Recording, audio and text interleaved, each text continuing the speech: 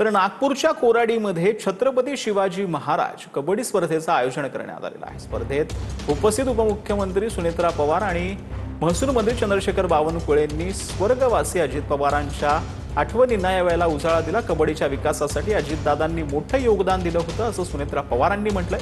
तर विदर्भामध्ये कबड्डी स्पर्धा व्हायला पाहिजे अशी अजितदादांची इच्छा आज पूर्ण झाली असं बावनकुळेंनी म्हटलंय। अजितदादांनी कबड्डीच्या विकासासाठी मोठे योगदान दिलेलं आहे। बारामती इथे आयोजित शिवशाही स्पर्धा जी गेल्या वर्षीच झाली होती, अहमदनगर इथं वरिष्ठ राष्ट्रीय अजिंक्यपद स्पर्धा, नॅशनल फेडरेशन कप आणि रायगड इथं झालेली वरिष्ठ राष्ट्रीय स्पर्धा, या सर्व उपक्रमामुळे कबड्डीला एक नवी दिशा मिळालेली आहे।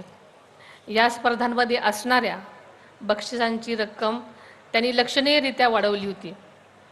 की माननीय अजितदादांनी एक वचन दिलं होतं की आता पुढची जी छत्रपती शिवाजी महाराज जे चषक आहे, ही कबड्डी स्पर्धा आहे, ही आता विदर्भात होईल। मला या गोष्टीचा अभिमान आहे। आदरणीय अजितदादाचा शब्द पूर्ण करण्याचं कार्य माननीय आमच्या उपमुख्यमंत्री सुनेत्रा वहिनीजींनी केलं आहे।